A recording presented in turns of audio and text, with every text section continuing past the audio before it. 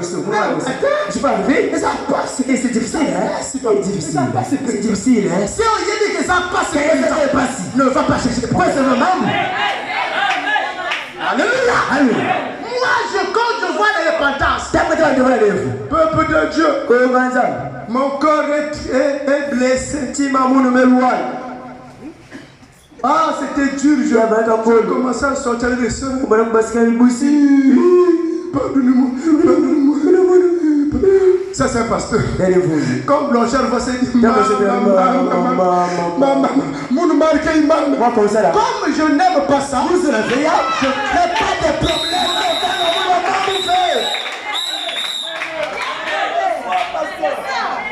Je dis amen à ça. Tu as crié un problème, Dieu réglé. Oui, je n'étais pas prêt. Il faut me prêter. Quand tu étais allé créer ça, tu avais demandé la permission parce que tu as fait un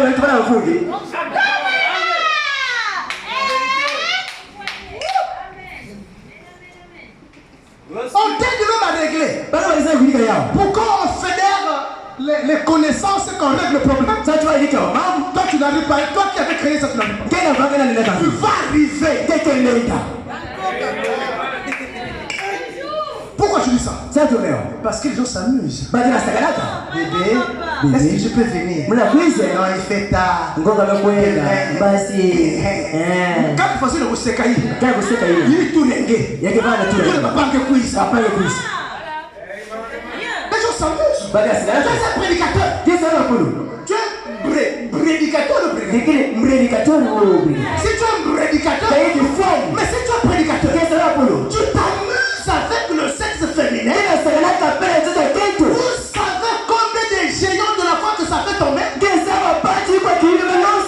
savez combien de fois on gratté les fesses sur le sable? Et toi tu t'amuses. Amusez-vous bien.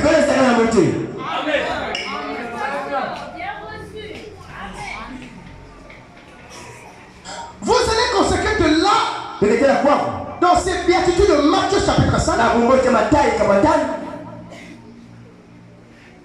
celle que nous allons voir dans Matthieu 11 ne se trouve pas là-bas. Et qu'est-ce que nous lisons dans Matthieu 11? 5. 5, chapitre 5. 6. 7. 8. 9. 10. 11. 7 chapitres après, il y a une béatitude qui surgit que Dieu semblait oublier. Ce n'est pas un oubli. La Bible dit tout ce que Dieu fait est bon. Et Dieu n'a besoin d'aucun conseil. Il n'obéit qu'au conseil de sa propre volonté. C'est la parole. Alors qu'est-ce qui va se passer ici? Jésus, Jean ayant entendu parler en prison des hommes de Christ, veut dire à ses disciples, es-tu celui qui doit venir? Nous devons en attendre un autre. Jésus lui répondit, allez rapporter à Jean ce que vous voyez. Verset 11, 6. Heureux celui pour qui je ne serai pas une occasion de chute. Ça c'est maintenant le cœur de ma leçon. Béatitude oubliée, d'accord. Mais heureux celui pour qui je ne sera pas une occasion de chute. Le je là c'est Jésus. Le je là c'est Branham. Le je là c'est le pasteur. Parce que Jésus peut être une occasion de chute pour toi. Branham peut être une occasion de chute pour toi. Parce qu'on peut parler de tous les acteurs de Dieu. Tu dis alléluia, alléluia. On peut parler de Pierre de Paul. Comme la Bible dit là, je crois.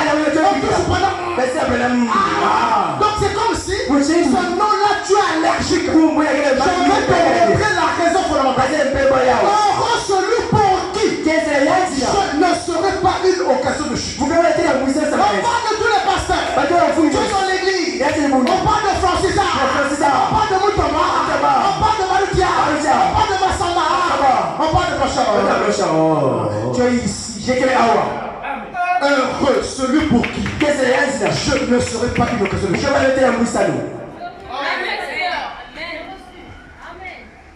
Lisons le frère Branham. Quand dans la lecture, plus tard, donc il les avait voir, quand ils sont allés, Jésus se met à dire à la foule au sujet de Jean. Qu'est-ce que vous allez voir dans le désert? Un roseau acté par le vent. Mais qu'est-ce que vous allez voir? Un homme vêtu d'habits précieux. Car ceux qui portent ces habits précieux sont dans les maisons de rois. Vous allez voir un prophète. Oui, je vous le dis, plus qu'un prophète. Jean-Baptiste était plus qu'un prophète. Car de tous ceux qui sont nés de femmes, et car c'est celui dont il est écrit, voici j'envoie mon messager devant ta face pour préparer mon chemin devant toi. On descend. Où est-ce qu'il est dit là?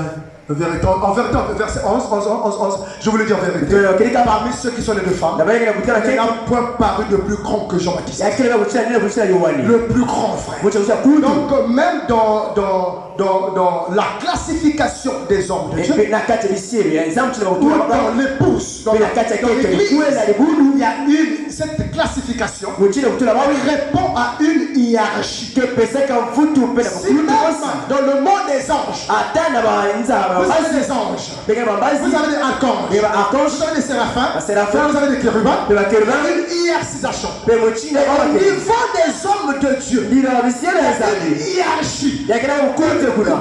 Jésus établit ça lui-même. Il dit vous avez des prophètes, des Isaïe, des Jérémie, des Habakkuk.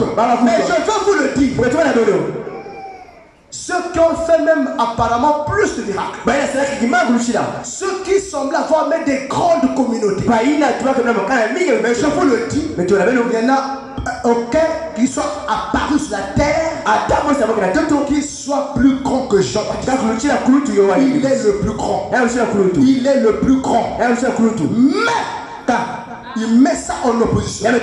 Il trouve une exception. Il ne trouve pas des exceptions. Il trouve une exception. Mais le plus petit dans le roi est plus grand que lui. Voilà l'exception à la règle.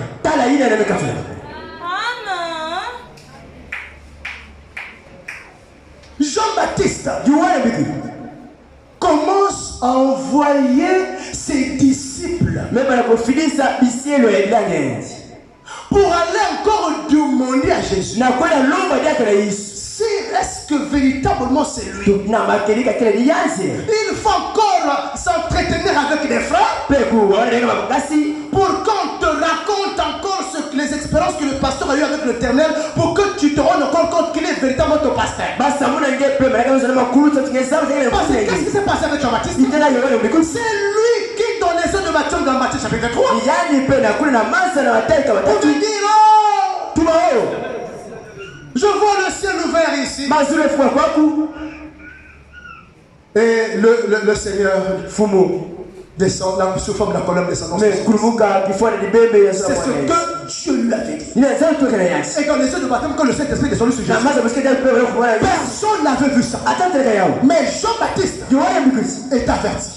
Or, un homme averti, avant eux, tout le monde pouvait douter, sauf lui.